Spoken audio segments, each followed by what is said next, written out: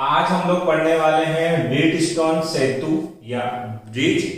और इस टॉपिक के बेसिस पे आपको न्यूमेरिकल प्रॉब्लम 6.1, 6.4 और 6.6 ये तीन क्वेश्चन आपको सॉल्व करने हैं, जो कि ऑलरेडी मेरे YouTube चैनल पे अपलोडेड हैं।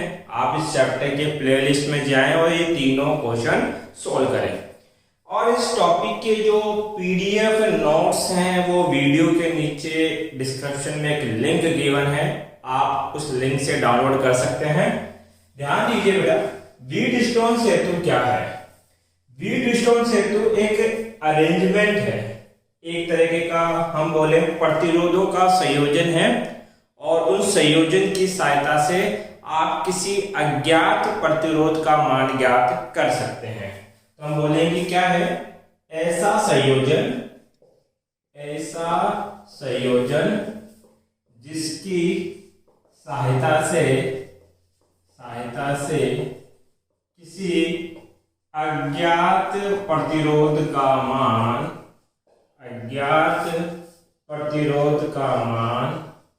ज्ञात किया जाता है। ध्यान से समझना बेटा इस टॉपिक को। अब किस प्रकार से काम करेगा? इसमें होता क्या है कि आपके पास एक चतुर्भुज होता है। क्या होता है बेटा? चतुर्भुज। और उस चतुर्भुज की चारों भुजाओं के ऊपर आपके पास चार प्रतिरोध संयोजित होते हैं। यहां जो प्रतिरोध है उसको मैं बोल रहा हूं P, और यहां जो प्रतिरोध है उसको क्या बोला गया है बेटा? Q। P और Q एक नियत मान के अर्थात फिक्स वैल्यू रेजिस्टेंस है। नियत मान के क्या है? प्रतिरोध है आपके पास। मतलब P और Q का मान फिक्स है, इसको बदलते नहीं है। R क्या है बेटा? प्रतिरोध या किसी भी, मान लो ये प्रतिरोध है, उसके ऊपर ऐसे एरो लगा दूं। बैटरी है, उसके ऊपर इस प्रकार से एरो लगा दूं। संधारित्र है, उसके ऊपर इस प्रकार से एरो लगा दूं। तो जब ऐसा क्रॉस एरो कहीं बना दिया जाता है, इसका मतलब वो परिवर्तनशील है, अर्थात उसके मान को आप कम और ज्यादा कर सकते हो जहां तक उसकी रेंज है। तो हम बोलेंगे जो ये R है, ये कौन बेटा? R। ये R क्या है? यहाँ पे एक परिवर्तनशील प्रतिरोध। मतलब हमारी इच्छा के अनुसार हम इस R के मान को कम या ज्यादा कर सकते हैं। अब उसके बाद ये क्या है बेटा? S। और ये S कहलाता है बेटा अज्ञात प्रतिरोध। क्या कहलाता है? अज्ञात प्रतिरोध। इसके बीच में ये जो विकर्ण है, ये बिंदु A, ये B, ये C और ये बिंदु क्या बोल दो बेटा? D। यहां जोड़ा जाता है गैल्वेनोमीटर। क्या है बेटा? गैल्वेनोमीटर। अब गैल्वेनोमीटर क्या होता है? जो फिजिक्स लैब में गए हैं उनको सबको पता होगा, जो नहीं गए वो यहां देखो। एक मीटर है, कहीं ना कहीं आपने एमीटर, वोल्टमीटर कुछ तो देखा होगा। तो इस प्रकार का एक बॉक्स होता है, उसके अंदर यहाँ पे ये दो टर्मिनल लगे होते हैं, एक रेड कलर का होगा और एक ब्लैक कलर का होगा। और यहाँ पे एक वर्ताकार स्केल होता है, और इस स्केल के ऊपर इस प्रकार से नंबर होते हैं, इस तरीके से। लेकिन गैल्वेनोमीटर में 0 बीच में होता है, इसके लेफ्ट में 30 तक काउंटिंग होती है और राइट में भी 30 तक काउंटिंग होती है, और बीच में निडल लगी होती है। अगर ये गैल्वेनोमीटर की निडल बीच में है, अर्थात इसमें धारा कितनी आ रही है? 0। अगर ये निडल लेफ्ट में जाए, मतलब ये ऐसे, या राइट में आ जाए इस तरीके से, ये निडल बीच में थी, या तो लेफ्ट में हो या राइट में हो, दोनों ही अवस्थाओं में इसमें विक्षेपण आता है, अर्थात इस गैल्वेनोमीटर में कुछ मान की धारा का क्या हो रहा है बेटा? प्रवाह हो रहा है। तो गैल्वेनोमीटर एक ऐसा डिवाइस है जो सूक्ष्म धारा का विक्षेपण देता है, अर्थात हमें यह बताता है कि परिपथ में धारा है कि नहीं है। तो ये गैल्वेनोमीटर है। अब समझो होगा क्या? P और Q फिक्स मान के प्रतिरोध है, R को हम कम ज्यादा कर सकते हैं, S क्या है हमारे लिए? अज्ञात। जिस भी प्रतिरोध का मान आपको ज्ञात करना है उसको यहां जोड़ देंगे। अब मान लो मैंने कोई प्रतिरोध यहां जोड़ दिया, अब होगा क्या, इस प्रतिरोध के मान को जैसे ही यहां जोड़ोगे तो इस गैल्वेनोमीटर में कुछ धारा बहेगी, मतलब अभी क्या है, कुछ धारा। अब ध्यान देना, हम क्या करते हैं, ये जो प्रतिरोध बॉक्स है इससे या तो कुछ प्रतिरोध बाहर निकाल लेते हैं, मतलब कि या तो प्रतिरोध के मान को बढ़ा देंगे या इसके प्रतिरोध को मान को क्या करेंगे, कम। अब ये आपको इसके अकॉर्डिंग सोचना है कि इसको कम करें कि इसको ज्यादा करें, वो लैब में होता है। मान लीजिए मैंने इसको कम और ज्यादा करके इस R का एक ऐसा मान लाऊंगा, ऐसा मान मुझे लेना पड़ेगा जिसके अंदर इस गैल्वेनोमीटर में बहने वाली धारा का मान कितना हो जाए, शून्य। क्या हो जाए बेटा, शून्य। तो आप R का ऐसा मान लेंगे, ऐसा मान या वैल्यू लेंगे कि गैल्वेनोमीटर IG धारा का मान कितना प्राप्त हो, शून्य प्राप्त हो। जैसे ही गैल्वेनोमीटर की धारा शून्य होगी तो हम बोल देंगे हमारा व्हीटस्टोन ब्रिज कौन सी अवस्था में है, संतुलन अवस्था। अरे कौन सी अवस्था, संतुलन अवस्था। अभी आपको केवल वर्डिंग समझनी है, इसको प्रूफ करूंगा दो तरीके से मैं अभी थोड़ी देर बाद। तो मैं क्या कह रहा हूं कि हमारा गैल्वेनोमीटर कौन सी अवस्था में है, अगर धारा 0 है तो ये पूरा परिपथ कौन सी अवस्था में, संतुलन। और संतुलन अवस्था में अनुपातिक भुजाओं का अनुपात बराबर होता है।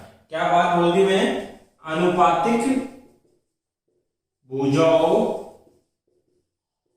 का अनुपात क्या होता है, बराबर होता है। किस तरीके से, ये P और ये क्या है बेटा, Q। तो हम बोलेंगे P बटा Q बराबर होगा R बट्टे S, R बट्टे S।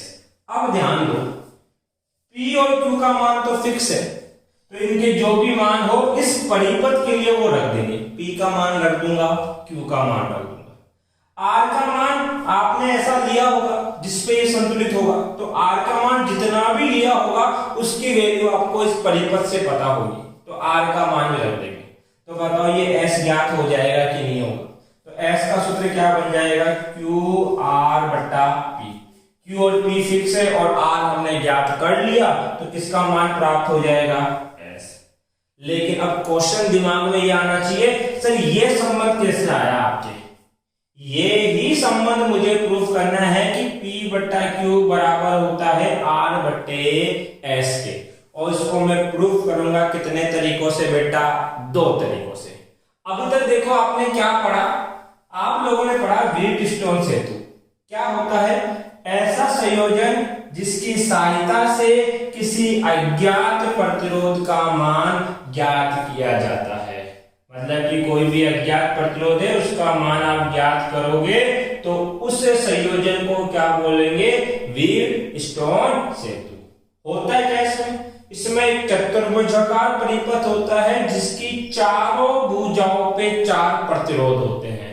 पहले का मान P Q R S, जहां P और Q एक नियत मान के प्रतिरोध है और R परिवर्तनशील प्रतिरोध कहलाता है और S क्या कहलाता है, अज्ञात प्रतिरोध। हम R का एक ऐसा मान लेंगे जिसके लिए गैल्वेनोमीटर में बहने वाली धारा कितनी हो जाए, 0। जैसे ही गैल्वेनोमीटर में धारा 0 होगी आपका सेतु कौन सी अवस्था में आ जाएगा बेटा, संतुलित अवस्था में। और ये संतुलित अवस्था में होगा तो अनुपातिक भुजाओं का अनुपात क्या होता है, बराबर होता है।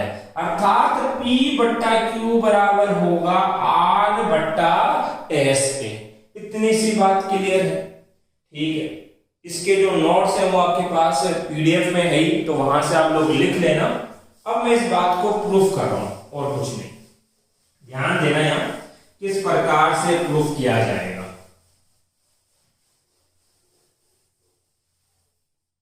इधर देखो, व्हीटस्टोन बना रहा हूं फिर से। क्या होता है व्हीटस्टोन में, प्रक्रिया आपको पता ही है। एक चतुर्भुज होगा और उसकी चारों भुजाओं पे 4 क्या होंगे, प्रतिरोध। ये जोड़ दिया आपने बैटरी और एक कुंजी। अब यहां जोड़ते हैं क्या बेटा, गैल्वेनोमीटर। गैल्वेनोमीटर खुद एक डिवाइस है तो उसका प्रतिरोध भी होगा, उसको क्या बोल देंगे बेटा, Rg। इसको बोला था PQRS। R कैसा है, वेरिएबल, परिवर्तनशील, इसलिए क्या लगा दिया, एरो। A B C और D। अब ध्यान देना यहां पे होगा क्या, जैसे ही कुंजी बंद करूंगा इसमें क्या बहेगी, धारा। क्या बहेगी, धारा। अब यह कितनी धारा, I धारा जब A पे पहुंचेगी तो कितने भागों में विभाजित होगी, 2। अब ये दोनों मान बराबर भी हो सकते हैं, अलग अलग भी हो सकते हैं, तो मैं अभी अलग अलग ले रहा हूं कि ये मान I1 है और ये मान क्या है, I2 है। ठीक है, अब ये I1 धारा यहां पहुंची। पहला केस ये है, केस नंबर फर्स्ट ऐसा है, इस A बिंदु का विभव मान लो VA, B बिंदु का विभव मान लो VB, C बिंदु का विभव मान लो VC और D बिंदु का विभव मान लो VD। मैं एक उदाहरण दे रहा हूं, मान लो ये है 5 वोल्ट, कितना, 5। ये है 3 वोल्ट, ये मान लो 2 वोल्ट और ये मान लो 1 वोल्ट। मैंने विभव का विभाजन कर दिया। भैया धारा कहां से कहां जाती है, उच्च विभव से निम्न विभव। तो देखो ये है 5 वोल्ट का बिंदु और ये है 3 वोल्ट का बिंदु, इसलिए धारा कहां जाएगी, A से B की ओर जाएगी। यहां देखो ये है 5 वोल्ट और ये है 2 वोल्ट, तो धारा कहां से कहां जाएगी बेटा, A से B जाएगी। बात क्लियर है, अभी तक धारा का विभाजन सही किया है जैसा मैंने उदाहरण लिया है।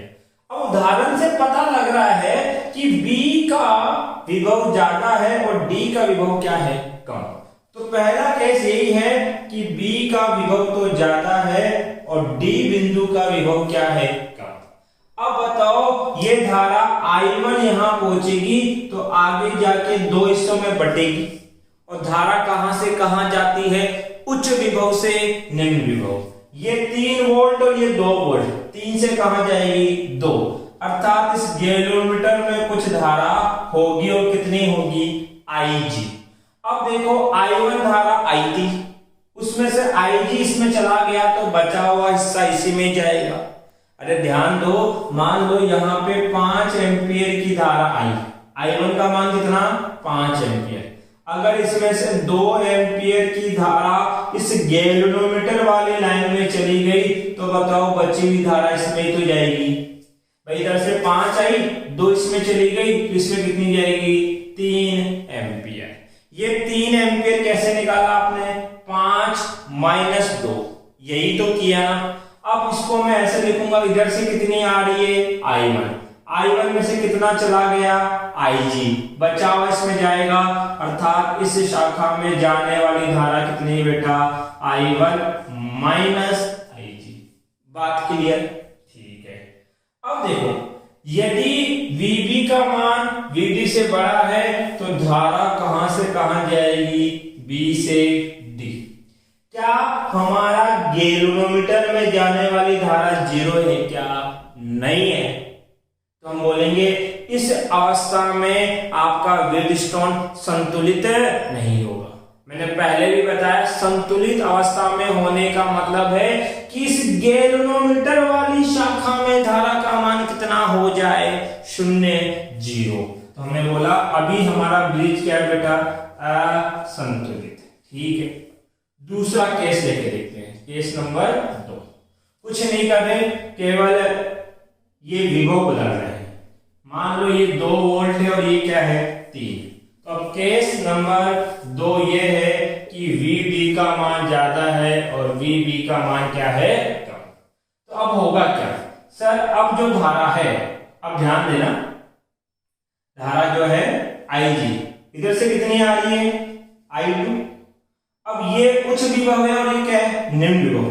तो I2 का कुछ भाग किसमें जाएगा बेटा, गैल्वेनोमीटर में, क्योंकि धारा कहां से कहां जाती है, उच्च से निम्न। ये 3 वोल्ट माना और ये क्या माना मैंने, 2 वोल्ट माना आपके पास, तब भी गैलोमीटर में कुछ धारा जाएगी और धारा कहां से कहां जाएगी बेटा, डी से बी। अगर धारा जा रही है इसका मतलब हमारा सेतु कौन सी अवस्था में है, असंतुलित अवस्था में है। ठीक है सर, संतुलित कब होगा, केस नंबर 3 पे ऐसा होगा तब संतुलित मानेंगे हम लोग। अर्थात अगर ऐसा हो कि ये भी 3 वोल्ट हो जाए और ये भी 3 वोल्ट हो जाए, विभवांतर क्या, 0। अरे इसका विभव भी 3 वोल्ट, इसका विभव भी 3 वोल्ट, दोनों के बीच में कितने विभव का अंतर है, 0 का। जब विभवांतर ही नहीं है तो क्या धारा होगी, क्या नहीं, क्योंकि I बराबर क्या होता है, V बटा R। विभवांतर 0 बटा प्रतिरोध, कितनी धारा, 0 एम्पियर की धारा। अर्थात हम बोलेंगे यदि B का विभव बराबर हो D के विभव से तो जो धारा बहेगी वो 0 होगी और हमारा सेतु कौन सी अवस्था में होगा, संतुलित अवस्था में।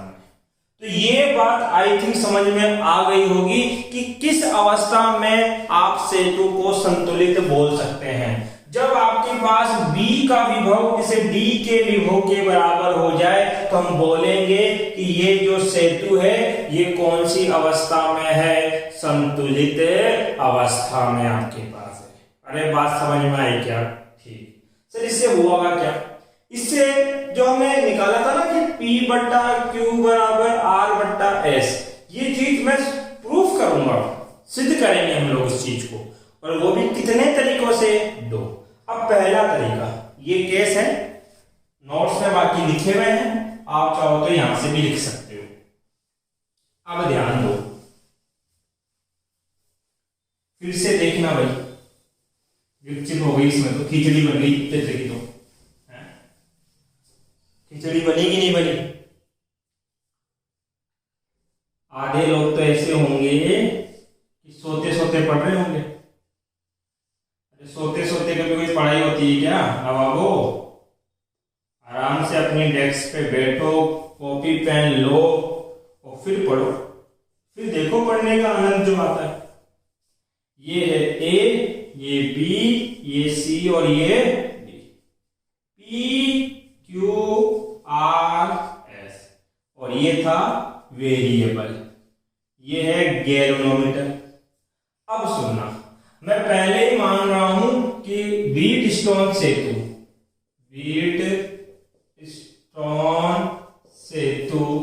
संतुलित अवस्था में है, संतुलित अवस्था में है। बताओ, अगर ये व्हीटस्टोन सेतु संतुलित अवस्था में है तो इस बिंदु का विभव कितना, VA, इस बिंदु का विभव VB, इस बिंदु का विभव VC और इसका विभव VD। संतुलित अवस्था में है, इसका मतलब है B का विभव और D का विभव क्या होगा, बराबर। तो VB बराबर क्या होगा, VD। अगर ये दोनों विभव बराबर हैं तो विभवांतर कितना, 0। तो हम बोलेंगे इस गैल्वेनोमीटर में जो धारा बहेगी वो कितनी होगी, 0। तो IG का मान कितना, 0।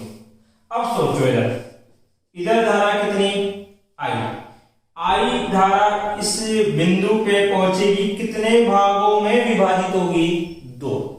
इसमें जाने वाली धारा I1 और इसमें जाने वाली धारा I2। अब ये I1 धारा 2 हिस्सों में बंटना चाहती है, परंतु मुझे पता है कि इसमें तो कोई धारा जा ही नहीं सकती, अर्थात इस शाखा में कोई धारा नहीं जा रही, तो ये पूरा का पूरा I1 इसमें जाएगा, अर्थात इसमें जाने वाली धारा कितनी, I1। इसी प्रकार से इधर कितना, I2, ऊपर से कोई धारा आ ही नहीं रही क्योंकि मान कितना है, 0। तो इस शाखा में कोई धारा नहीं है तो I2 पूरा इसमें चला जाएगा, I2 पूरा इसमें चला जाएगा। I1 प्लस I2 दोनों मिलके फिर से क्या बन जाएंगे, I। देखो आपने कितनी धारा एंटर कराई, I धारा, उसके 2 हिस्से किए, I1 और I2। संतुलित अवस्था में है, इसलिए इस शाखा की धारा का मान 0, इसमें 0 धारा, तो एक I1 एज इट इज इसमें चला जाएगा और I2 इसमें चला जाएगा, दोनों मिलेंगे वापस कितनी बेटा I। ये जो मैं प्रूफ कर रहा हूं उसको नाम देते हैं बेटा ओम के नियम से, ओम के नियम से। ठीक है, अब देखो ओम के नियम से मैं एक बात बोल सकता हूं, AB व AD भुजाओं का विभवांतर बराबर है। कैसे? सुनो, धारा कहां से कहां जाती है? उच्च विभव से निम्न विभव। अगर धारा A से B पे गई है तो A का मान ज्यादा है और B का मान क्या कम। मान लो ये विभव है बेटा 5 वोल्ट, ये मान लो 3 वोल्ट, ये मान लो 1 वोल्ट, और ये दोनों विभव तो बराबर होंगे तो ये भी कितना होगा 3 वोल्ट। मुझे बताओ A और B बिंदु का विभवांतर कितना है? सर यहाँ पे 5, यहाँ पे 3, कितने का अंतर? 2 का। 5 माइनस 3। अब आपको गणित नहीं बतानी, आपको ये बताना है कि यहाँ का विभव है VA, यहाँ का कितना VB, तो अंतर क्या लिखोगे? VA minus VB। यही तो है विभवांतर। मैं कह रहा हूं बराबर है A और D भुजाओं के विभवांतर के। देखो यहां विभवांतर था 2 वोल्ट का, 5 माइनस 3, इस भुजा का विभवांतर भी कितना होगा? 2 वोल्ट। लिखो, क्या लिखोगे? VA minus VD, VA minus VD। तो ओम के नियम से पता लगा कि AB व AD भुजाओं का विभवांतर क्या है? बराबर। ओम कहते हैं कि विभवांतर होता है धारा गुना प्रतिरोध, V इक्वल टू IR। तो बताओ इस AB भुजा में धारा कितनी? I1, प्रतिरोध कितना? P। तो इस भुजा का तो होगा I1P बराबर, इस भुजा का विभवांतर बोलो, धारा कितनी? I2, प्रतिरोध कितना? R।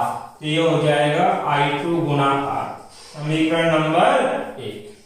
इसी प्रकार कौन सी भुजा बता अगली? B और C का विभवांतर 3 माइनस 1, कितने वोल्ट का? 2। 3 माइनस 1, ये भी कितना? 2। तो ये भुजा है B और C। देखो धारा कहां से कहां जाती है? B से C।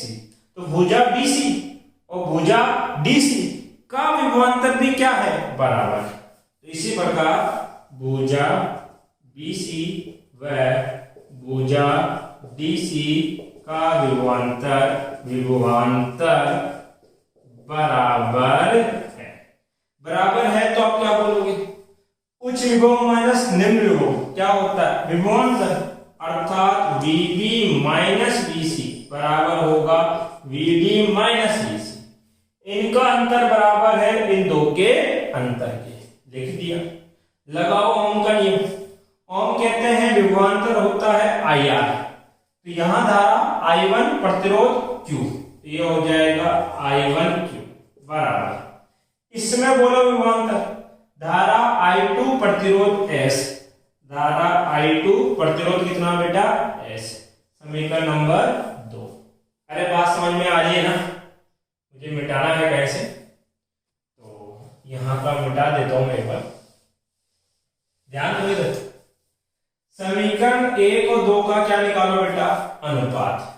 जब अनुपात निकालूंगा तो I1Q I1P, समीकरण 1 है ना, बराबर है I2R, भाग देना है समीकरण 2 का। इधर कौन है? I1Q I2S। अरे LHS में LHS का भाग दे रहा हूं, RHS में RHS का। I1 से I1, I2 से I2 कट गया। बताओ बचा क्या बेटा? बचा आपके पास P बट्टा Q बराबर R बट्टे में S। बात समझ में आई क्या? और क्या यही बात प्रूफ करनी थी? तो पहला मेथड आपके पास समझ में आ गया और ये प्रूफ भी हो गया। कौन से नियम से बेटा? ओम के नियम की सहायता से। इसका ले लो आप लोग स्क्रीनशॉट। अब ध्यान देना, ये जो है ना कि इसको लैंग्वेज में कैसे पढ़ते हैं? अनुपातिक भुजाओं का अनुपात क्या होता है? बराबर। तो P P बट्टा Q बराबर क्या है, R बट्टा S। P बट्टा Q बराबर R बट्टा S। कई बार इसको ऐसे भी पढ़ा जाता है कि विपरीत भुजाओं का गुणनफल बराबर होता है। P और S ये दोनों विपरीत भुजाएं हैं, इनका गुणनफल बराबर होगा R और Q के, अगर ये संतुलित अवस्था में है। तो हम बोलेंगे P, वापिस एक बार मिटा देता हूं इसको मैं, क्या बोल रहा हूं, विपरीत भुजाओं का गुणनफल P गुणा S बराबर होता है R गुणा Q। ये भी तो बात सही ही है, Q को बट्टे में ले आओ, P बट्टा Q, R बट्टे में क्या S, वापिस यही बात आ गई ना। तो व्हीटस्टोन सेतु के जो संतुलन अवस्था है वो दो तरीके से डिक्लेयर होती है। या तो ऐसे बोला जाएगा अनुपातिक भुजाओं का अनुपात बराबर है, या ऐसे बोलेंगे विपरीत भुजाओं का गुणनफल बराबर है। दोनों किसके लिए बोलेंगे बेटा, व्हीटस्टोन के लिए। एक बार यहां तक उतारो।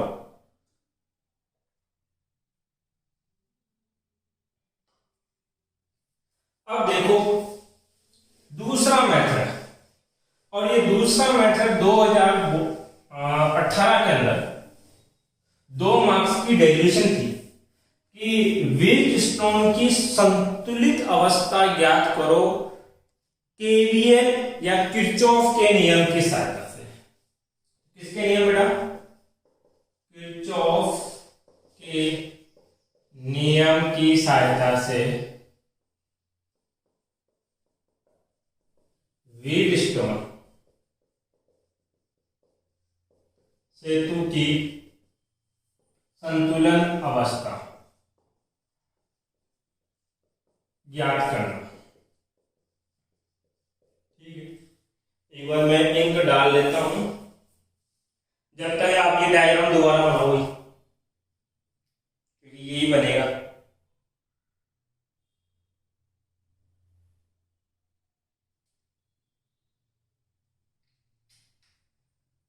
ध्यान दो, जिनको नींद आ गई जग जाओ, इधर देखो, सुनो। ये आपके पास मीटर ब्रिज है, मीटर ब्रिज क्या कह रहा हूं मैं, ये आपके पास है, ठीक है, व्हीटस्टोन है। धारा कितनी, आई, धारा कितनी, आई में से आई है, और इस गैल्वेनोमीटर का प्रतिरोध मैंने बना लिया, वो कितना है बेटा, Rg। और इस बार कह रहे हैं कि मान लिया इस गैल्वेनोमीटर में कितनी धारा बह रही है बेटा, Ig। अब सुनना इधर, ऐसा करता हूं, दोबारा बना ही देता हूं एक बार कहीं पर, थोड़ा छोटा भी बनाता हूं ताकि डेरिवेशन एक ही बोर्ड पे हो जाए मेरी। ध्यान देना इधर,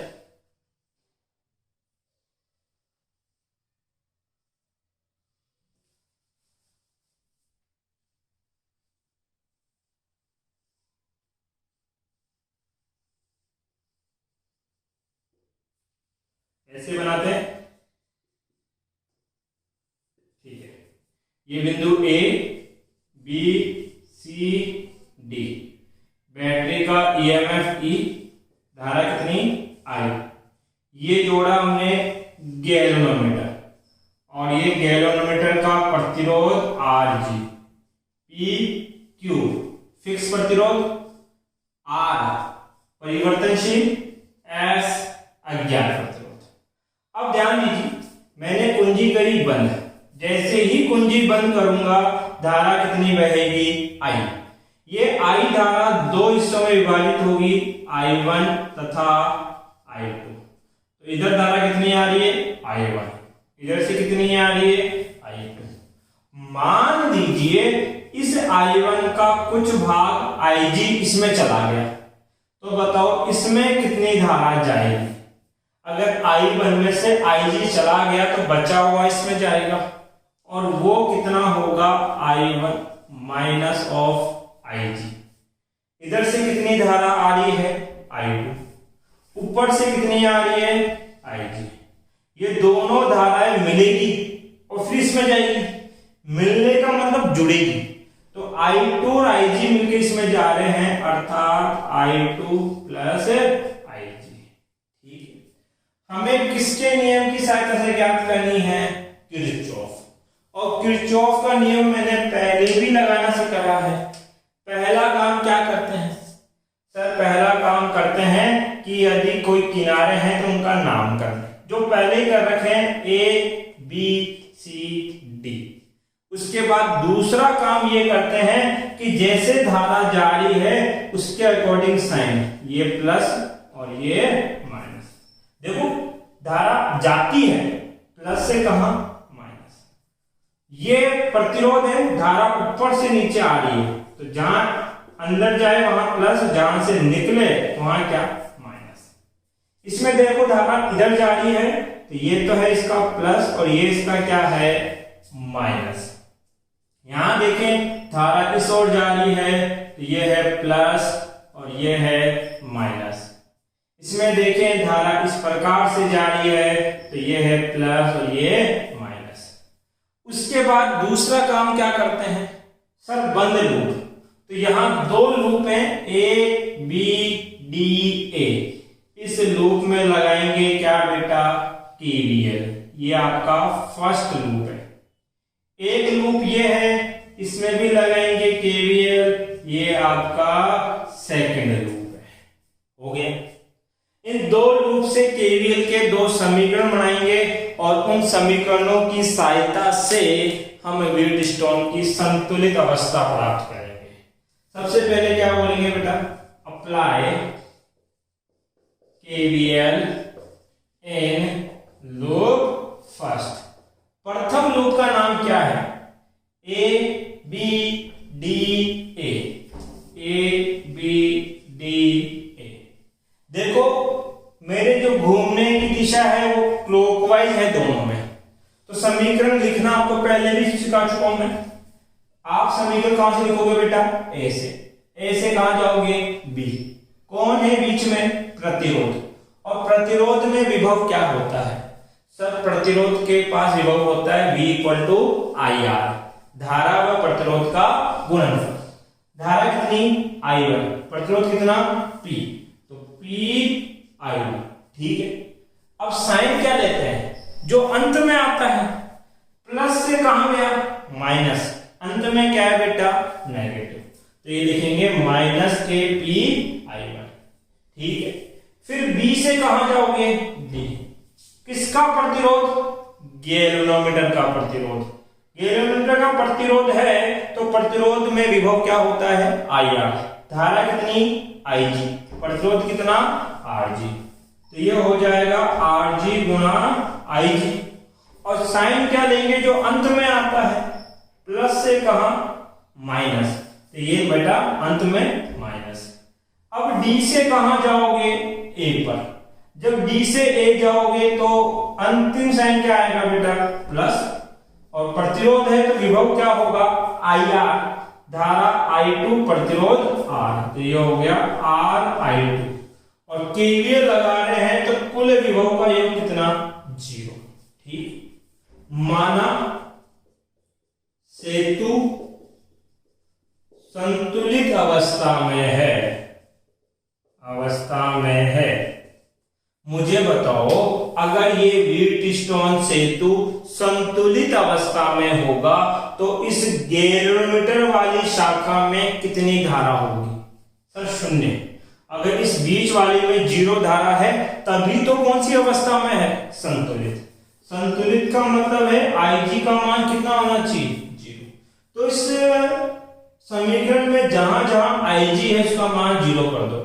A की जगह पे है, इसको 0 करोगे ये पूरी टर्म क्या हो जाएगी? 0। बताओ क्या बचा? -KPI1 + KRI2 बराबर 0।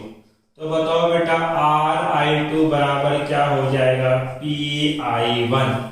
समीकरण नंबर 1। इसी प्रकार से apply KVL in loop number 2। द्वितीय लूप है, समीकरण कहीं से भी लिख सकते हो। मैं लिख रहा हूं BCDB।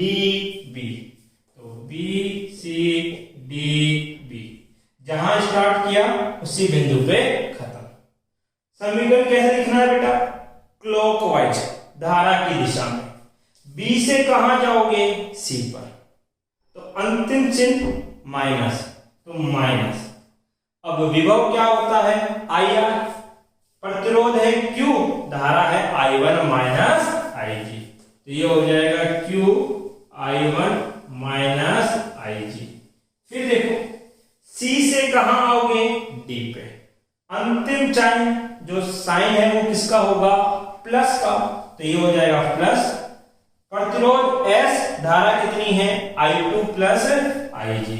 S I2 plus IG। फिर कहां जाओगे?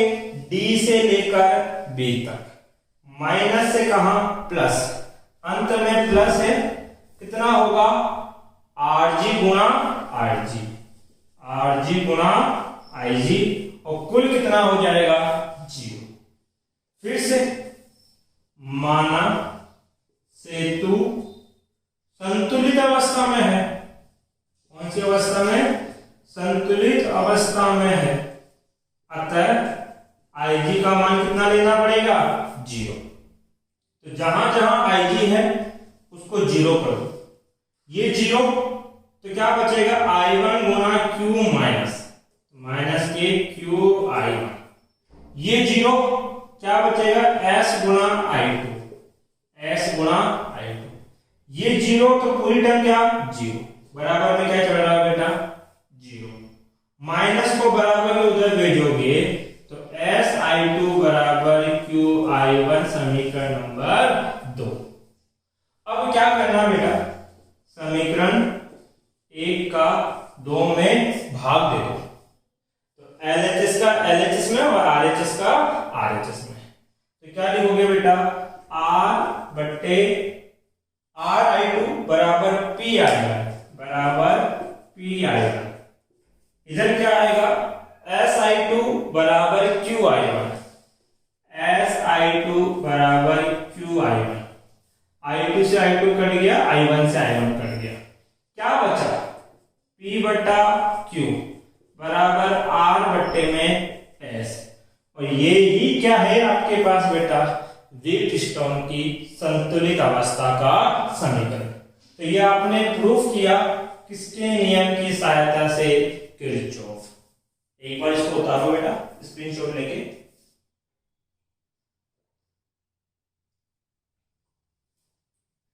अब ध्यान दो इधर, ये जो व्हीटस्टोन है ये कई अलग अलग तरीकों से दिखता है, कई अलग अलग तरीकों से दिखता है। कौन से तरीके हमें देखने हैं किसको? तो यहां फोकस करना।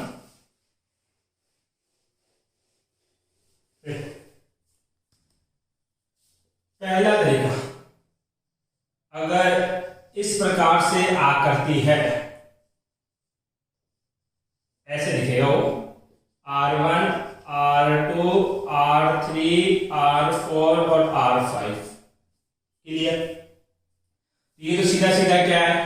व्हीटस्टोन। सर दिखाई दे रहा है 5 प्रतिरोध है, 4 कोनों पे हैं या किनारों पे हैं और एक विकर्ण के ऊपर है। अब देखो दूसरा तरीका,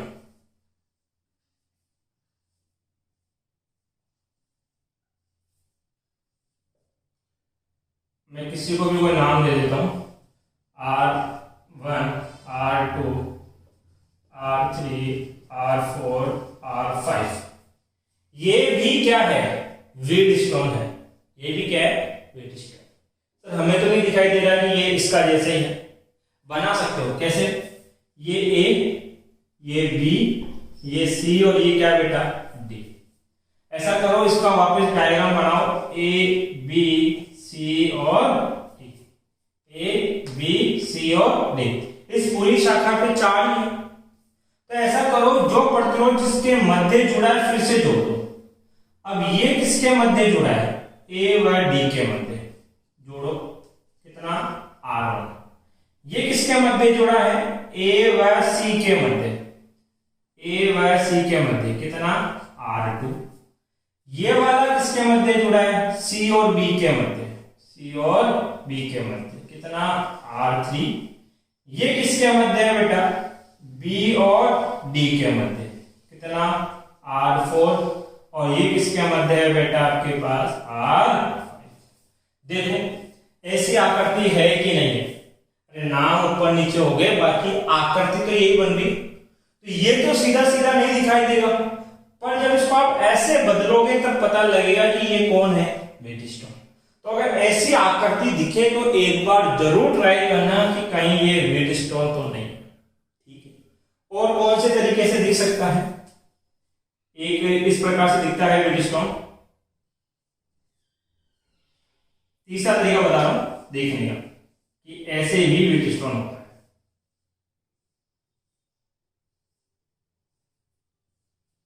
A B, R1, R3, R2, R4, R5, ये भी क्या है? व्हीटस्टोन। ये भी क्या है? व्हीटस्टोन। सर ये कैसे है? कुछ नहीं, केवल ये जो दो सिरे हैं इनको ऊपर कर दो। इनको क्या कर दो? ऊपर। तो देखो ये जो अभी यहां सीधा जुड़ा हुआ ऐसे जुड़ जाएगा, ये जो सीधा जुड़ा हुआ क्या जुड़ जाएगा? ऐसे।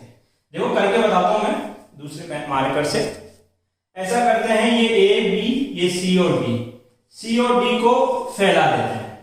तो बताओ ये वाला तो यहां आ गया ऐसे, कौन सा वाला? R5। अब ये जो है वो जुड़ा है R1 ए और सी के मध्य। ए तो यही है, सी वहां पहुंच गया, तो इसके बीच में जोड़ दो, कितना? R1।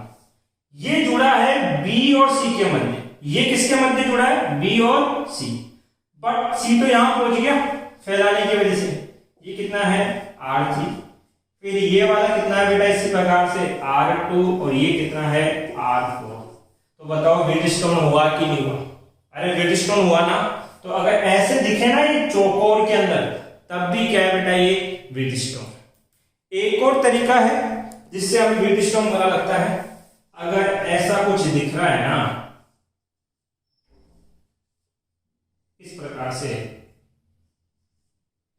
R1, R2, R3, R4, R5, तो ये भी क्या है? व्हीटस्टोन। सर ये कैसे है?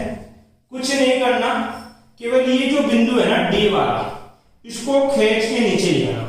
इसको खींच के कहां ले आना? नीचे। जब इसको खींच के नीचे लाओगे तो ए बी सी और डी। अब देखो ये जुड़ा है ए और डी के मध्य, R2।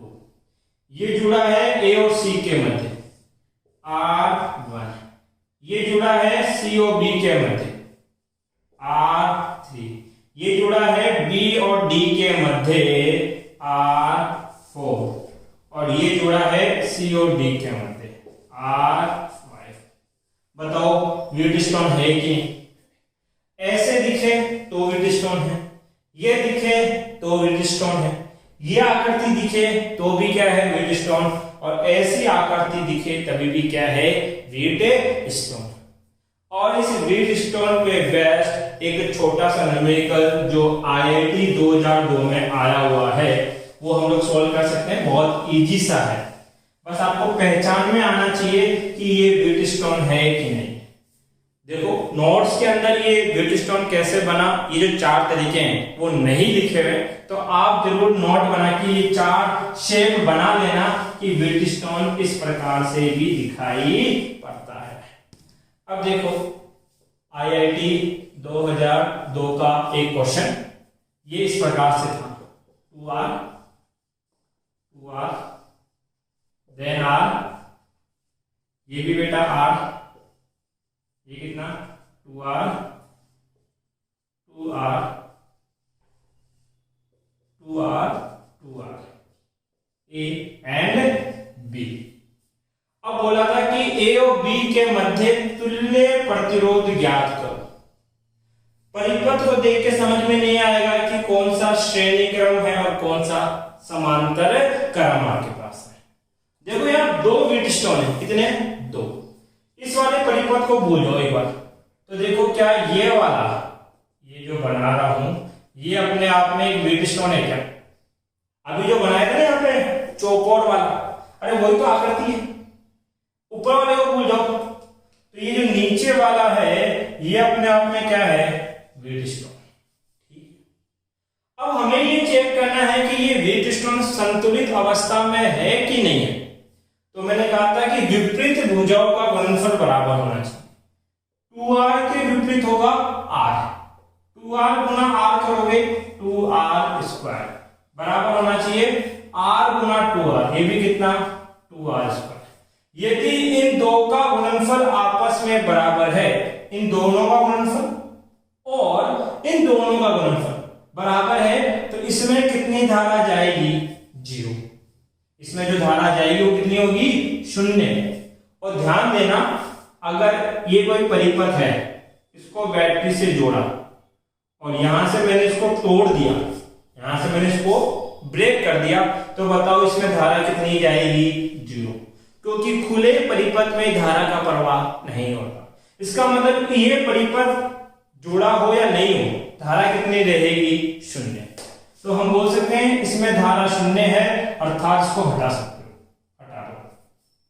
इसी प्रकार से देखो 2r गुना r 2r स्क्वायर, 2r गुना r 2r स्क्वायर गुणनफल बराबर होगा, तो इसमें जाने वाली धारा भी 0 होगी, तो इसको भी आप हटा सकते हो।